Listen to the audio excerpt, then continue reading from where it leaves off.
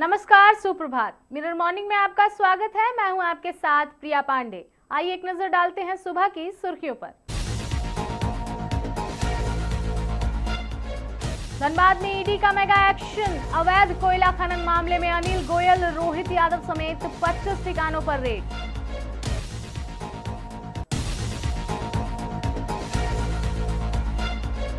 BCCL क्षेत्र में कोयले का हो रहा अवैध परिवहन। पुटकी के गोपालीचक में जिला प्रशासन का शिकंजा, 8 हाईवा जब्त।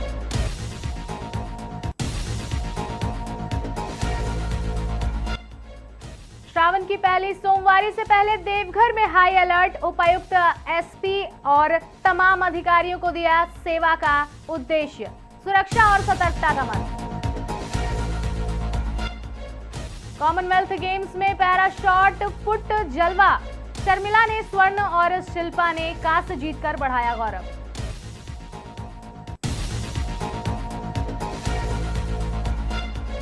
रांची समेत कई जिलों में भारी बारिश का येलो अलर्ट। वज्रपात और तेज हवाओं की दी गई चेतावनी।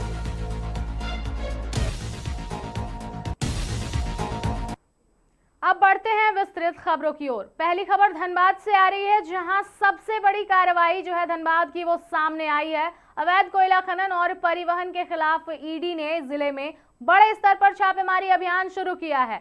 ईडी की 25 अलग अलग टीमों एक साथ जिले के विभिन्न इलाकों में पहुंचकर कुल 25 ठिकानों पर तलाशी अभियान चला रही है। ईडी की कार्रवाई कोयला कारोबार से जुड़े एलबी सिंह, अनिल गोयल, गणेश यादव, पप्पू मंडल, अनूप चौहान, हरेंद्र चौहान और केवल इतना ही नहीं, पूर्व विधानसभा प्रत्याशी रोहित यादव तथा उनके सहयोगियों के ठिकानों पर भी पूरा कार्रवाई जो है वो की जा रही है। अधिकारियों ने सभी स्थानों पर दस्तावेजों, वित्तीय लेन देन और अन्य महत्वपूर्ण साक्ष्यों का गहन जांच शुरू कर दिया गया है। जानकारी के अनुसार यह पूरा मामला अवैध कोयला खनन, परिवहन और भंडारण से जुड़ा है।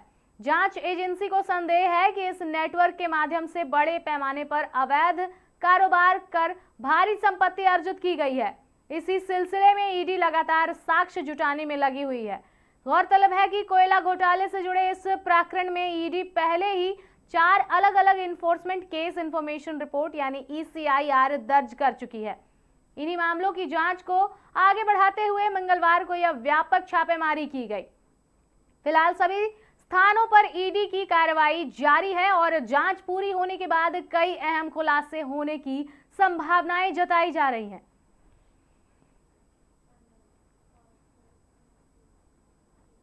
धनबाद में कोयले के अवैध परिवहन के खिलाफ जिला प्रशासन ने बड़ी कार्रवाई की है। पुटकी थाना क्षेत्र के गोपालीचक इलाके में अभियान चलाकर 8 हाईवा वाहनों को जब्त किया गया है। प्रारंभिक जांच में कई तरह की अनियमितताएं सामने आई हैं। जिला प्रशासन की टीम ने पुटकी थाना क्षेत्र के गोपालीचक एरिया में विशेष जांच अभियान चलाया। इस दौरान कोयले का परिवहन कर रहे 8 हाईवा वाहनों की जांच की गई। जांच में कई वाहनों के दस्तावेज अधूरे पाए गए, जबकि कुछ वाहन निर्धारित नियमों का उल्लंघन करते हुए संचालित किए जा रहे थे। प्रशासन के अनुसार किसी वाहन का टैक्स फेल पाया गया, किसी के पास वैध फिटनेस प्रमाण पत्र नहीं था, जबकि कुछ हाईवा बिना तिरपाल के कोयले का परिवहन करते मिले। नियमों के उल्लंघन को देखते हुए सभी 8 वाहनों को मौके पर ही जब्त कर लिया गया। जब्त किए गए सभी हाईवा को पुटकी थाना के सामने सुपुर्द कर दिया गया है। जिला प्रशासन ने स्पष्ट किया कि मामले में नियमानुसार आगे की कार्रवाई की जाएगी। साथ ही अवैध परिवहन और यातायात नियमों का उल्लंघन करने वालों के खिलाफ अभियान आगे भी जारी रहेगा। प्रशासन की इस कार्रवाई से अवैध कोयला परिवहन में लगे लोगों में हड़कंप है। अब देखने वाली बात यह होगी कि आगे भी इसी तरह की कार्रवाई लगातार जारी रहती है या नहीं। धनबाद के बाद अब हम आपको लिए चलते हैं बाबा नगरी देवघर। जी हां, विश्व प्रसिद्ध राजकीय श्रावणी मेला 2026 के सफल, सुरक्षित और व्यवस्थित आयोजन को लेकर देवघर जिला प्रशासन पूरी तरह अलर्ट है। पहली सोमवार से पहले उपायुक्त सह जिला दंडाधिकारी सौरभ कुमार भुवनिया और पुलिस अधीक्षक प्रवीण पुष्कर ने बीएड कॉलेज परिसर में मेला ड्यूटी में तैनात अधिकारियों तथा बाहर से आए पुलिस पदाधिकारियों और जवानों की संयुक्त ब्रीफिंग की। उपायुक्त ने सभी अधिकारियों और कर्मियों को विनम्रता, सेवा भाव और पूर्ण सतर्कता के साथ अपनी जिम्मेदारियों का निर्वहन करने का निर्देश दिया। उन्होंने कहा कि पहली सोमवारी पर श्रद्धालुओं की भारी भीड़ उमड़ने की संभावना है, इसीलिए सुरक्षा, भीड़ प्रबंधन और सुगम जलार्पण सुनिश्चित करना प्रशासन की सर्वोच्च प्राथमिकता होगी। सभी अधिकारियों को अपने अपने क्षेत्र का पूर्व निरीक्षण करने, किसी भी समस्या की तत्काल सूचना नियंत्रण कक्ष को देने तथा 24 घंटे integrated monitoring and control room IMCR से जुड़े रहने के निर्देश दिए गए हैं। श्रद्धालुओं की सुविधा और सुरक्षा को बेहतर बनाने के लिए इस वर्ष पहली बार AI chatbot, AI feedback system, face recognition, camera head count machine, heat management system और अटेंडेंस सिस्टम जैसी आधुनिक तकनीकों का उपयोग किया जाएगा। इन तकनीकों की मदद से भीड़ प्रबंधन, निगरानी और सुरक्षा व्यवस्था को अधिक प्रभावी बनाया जाएगा।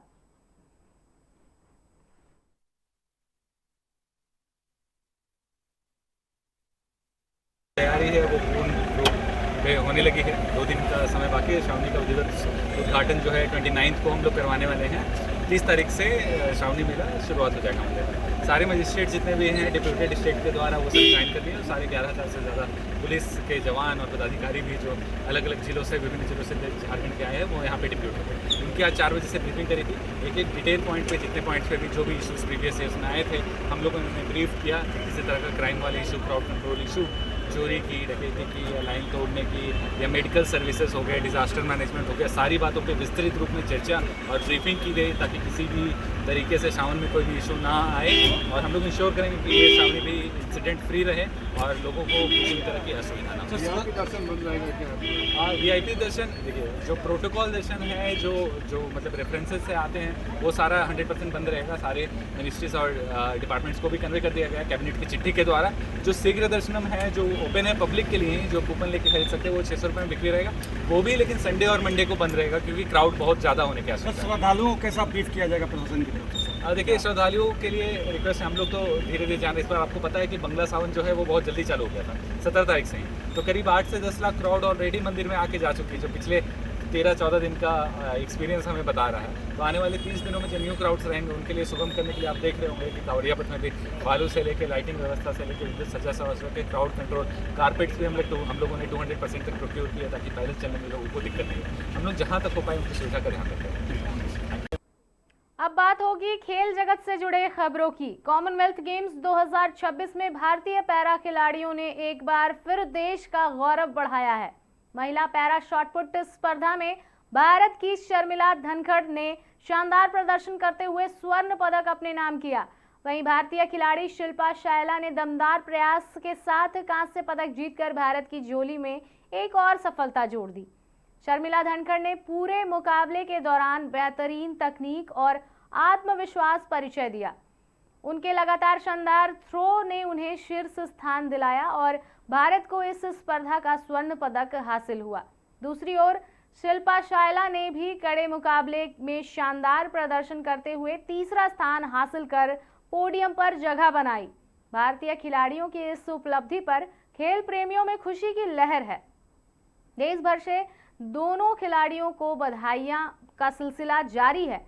कॉमनवेल्थ गेम्स 2026 में भारतीय दल लगातार बेहतर प्रदर्शन कर रहा है और विभिन्न स्पर्धाओं में पदक जीतकर देश का गौरव बढ़ा रहा है। पैरा खिलाड़ियों की इस सफलता ने भारत की पदक तालिका को और मजबूत कर दिया है।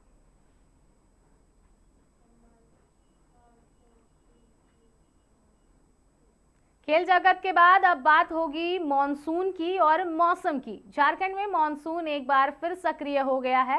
मौसम विज्ञान विभाग यानी IMD ने 28 जुलाई को राज्य के कई जिलों में भारी बारिश की संभावना जताते हुए येलो अलर्ट जारी किया है। मौसम विभाग के अनुसार रांची, पलामू, गढ़वा, हजारीबाग, गुमला समेत कई जिलों में कहीं कहीं तेज बारिश, वज्रपात और 30 से 40 किलोमीटर प्रति घंटे की रफ्तार से तेज हवा चल सकती है। मौसम वैज्ञानिकों का कहना है कि बंगाल की खाड़ी से नमी मिलने और मॉनसूनी सिस्टम के सक्रिय होने के कारण राज्य के विभिन्न हिस्सों में अच्छी बारिश होने की संभावना है।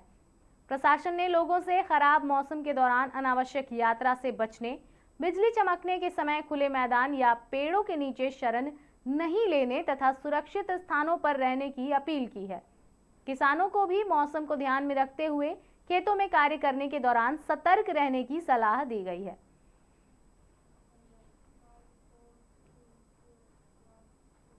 अगली खबर देवघर से आ रही है, जहां देवघर पुलिस ने नशे के कारोबार पर बड़ी कार्रवाई करते हुए ब्राउन शुगर को एक तस्कर को गिरफ्तार किया है। पुलिस ने आरोपी अफरोज शेख उर्फ सुल्तान के पास से 5.1 ग्राम ब्राउन शुगर, 85,150 रुपए नगद और एक इलेक्ट्रॉनिक तौल मशीन बरामद की है। पुलिस अधीक्षक को सूचना मिली थी कि शहर में युवाओं को नशे की गिरफ्त में धकेलने के लिए ब्राउन शुगर की बिक्री की जा रही है। एसपी के निर्देश पर गठित विशेष टीम ने सत्संग हॉल्ट के पास छापेमारी कर आरोपी को दबोच लिया। मामले में NDPS एक्ट के तहत प्राथमिकी दर्ज कर आगे की कानूनी कार्रवाई की जा रही है।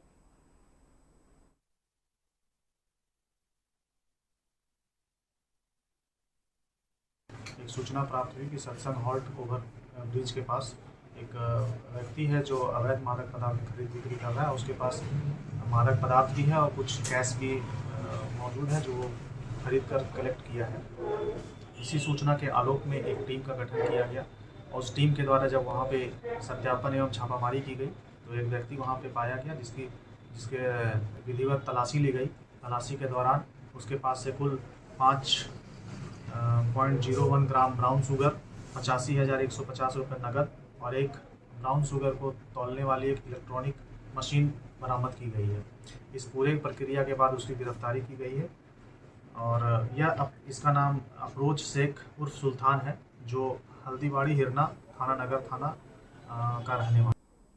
अगली खबर हम आपको बता दें कि झारखंड में जेपीएससी और जेएसएससी के मामलों से जुड़ी हुई है। जी हां, जेपीएससी और जेएसएससी की भर्ती परीक्षाओं में कथित अनियमितताओं और भ्रष्टाचार के विरोध में अभ्यर्थियों का आंदोलन लगातार तेज होता जा रहा है। राजधानी रांची के मोराबादी मैदान में हम आपको बता दें कि मोराबादी मैदान स्थित बापू वाटिका के समीप बड़ी संख्या में प्रतियोगी परीक्षा में तैयारी कर रहे छात्र जेपीएससी जेएसएससी भ्रष्टाचार मुक्त अभियान के बैनर तले धरना प्रदर्शन कर रहे हैं। आंदोलनकारी आरोप लगा रहे हैं कि पिछले 26 वर्ष में दोनों आयोगों की परीक्षाओं को लेकर बार बार विवाद और गड़बड़ियों के आरोप सामने आते रहे हैं, जिससे लाखों युवाओं का भविष्य प्रभावित हुआ है। प्रदर्शनकारियों का कहना है कि लंबे समय से आंदोलन जारी रहने के बावजूद राज्य सरकार की ओर से उनकी मांगों पर कोई ठोस पहल नहीं की गई है। अभ्यर्थी ने भर्ती प्रक्रिया को पूरी तरह पारदर्शी बनाने, कथित अनियमितताओं की निष्पक्ष जांच कराने और दोषियों के खिलाफ सख्त कार्रवाई की मांग उठाई है।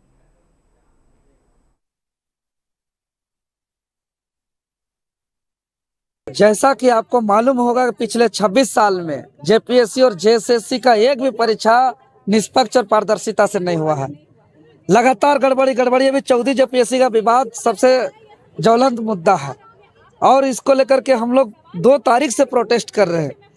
जेपीएससी जेएसएससी भ्रष्टाचार मुक्त भर्ती अभियान चला रहे हैं। अनिश्चितकालीन सत्याग्रह का भी 3 दिन हो चुका है, लेकिन अभी तक सरकार हमारी बातों को नहीं सुनी। अभी तक किसी भी प्रकार का प्रतिक्रिया नहीं आया। तो हम लोग सोच रहे हैं कि भाई ये लोकतंत्र में क्यों नहीं सुन रहा है। इसलिए हम लोग आगे इस आंदोलन को व्यापक बनाते हुए, आंदोलन को स्वरूप को बदलते हुए 29 जुलाई 2026 को शाम 3 बजे जयपाल सिंह मुंडा स्टेडियम से अल्बर्ट एक्का चौक तक एक संविधान मार्च करेंगे, जिस पर सभी स्टूडेंट, राज्य के सभी जनजी युवा आएंगे और सबके हाथों पर संविधान की प्रति होगा और उस संविधान की प्रस्तावना को अल्बर्ट एक्का चौक में हम लोग पढ़ेंगे और सरकार को संदेश देंगे कि आप समझिए कि संविधान का मूल भावना क्या कहता है। खबरों का दौर लगातार जारी रहेगा। फिलहाल मिरर मॉर्निंग में आज के लिए इतना ही। हम फिर लौटेंगे ठीक इसी समय पर ताजा तरीन खबरों के साथ। तब तक के लिए देखते रहें मिरर मीडिया।